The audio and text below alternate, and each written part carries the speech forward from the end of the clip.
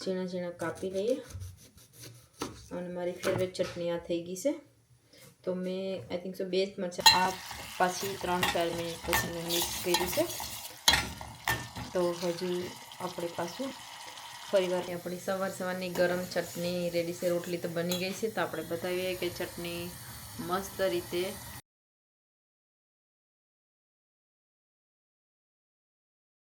राधे राधे, जय श्री कृष्ण, हर हर महादेव, जय सियाराम અને જય માતાજી બધાને। તો કેમ છો બધા? અને આપણે આવી ગયા છે વ્લોગ બનાવવા માટે। તો સવારમાં હજી વાગ્યા છે 3:30 થયું છે।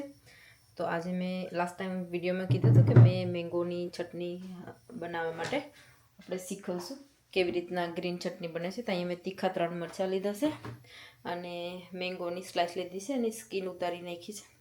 તો ચાલો ટ્રાય કરીએ। તો આપણે સવારમાં થોડુંક એમ જોબ પરથી આવ્યા હોય એટલે નાસ્તો કરવાનો બી લાગે કે કંઈ નાસ્તો કરીએ, તો એટલા માટે રોટલી સાથે બી ખાઈ શકાય છો તેવી ચટણી બનાવવાની છે, રોટલી કે રોટલા સાથે। તો મેંગોને આપણે આવી રીતે ઝીણા ઝીણા સ્લાઇસ કરી લેવાના છે, બહુ ઝીણા ઝીણા,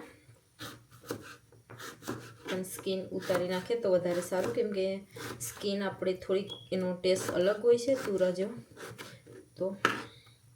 તો મરચાંની પણ આવી રીતે, અને તમને તીખી બનાવવી હોય તો તીખા મરચાં થોડાક વધારે નાખવાના, અને આ તીખા મરચાં છે તો તીખી જ બનશે ચટણી।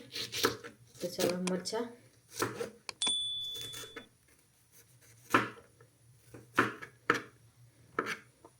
પણ રેડી કરી લઈએ આપણે, અને તમે પણ જરૂર ટ્રાય કરજો, એક વખત ટેસ્ટ પણ કરજો। એટલે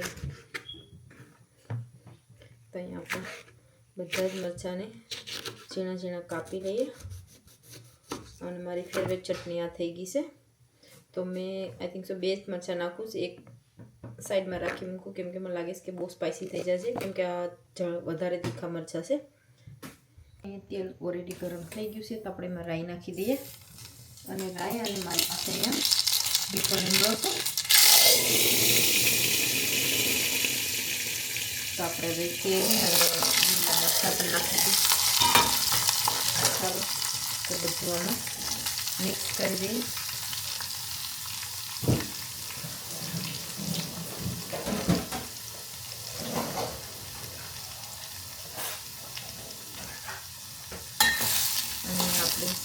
મિક્સ કરીએ, અને આપણે હિંગ લાસ્ટમાં નાખવાની છે, તો અહીંયા મેં થોડીક હિંગ નાખી દઉં।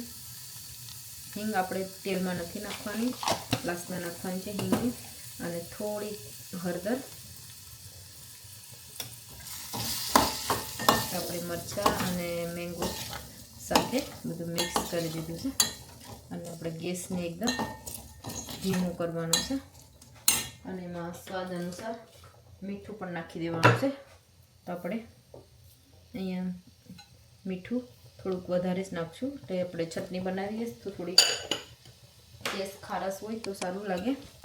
તો બધું મિક્સ કરી દઈએ મરચાં અને કેરીને પ્રોપર, અને હવે આપણે આ એક ડીશ રાખી છે, તેના ઉપર 2 ચમચી જેટલું ગરમ પાણી રાખીશું, એટલે તે પાણી સ્ટીમ કરી અને તેમાં મેંગો એકદમ મસ્ત રીતે કૂક થાય, પાણી સ્ટીમ થઈને તેમાં નીચે જશે। તો આપણે એકદમ ધીમા ગેસ પર રાખી દીધું છે। ચાલો 10 મિનિટ સુધી રહેવા દઈએ। હલો ગાઈસ, તો આપણે 5 મિનિટથી વધારે થઈ ગયું છે ટાઈમ, અને મેં કામમાં થોડી બિઝી થઈ ગઈ હતી, તો આપણે મેંગો ચટણીને આપણે મિક્સ કરી લઈએ। તો હજી દાજી નથી, પણ હજી ધીમે ધીમે આપણે એને કૂક કરો, થોડુંક ટાઈમ લાગશે, પણ એટલી મસ્ત, અને આ રોટલા સાથે અને રોટલી સાથે વેરી ટેસ્ટી લાગે છે।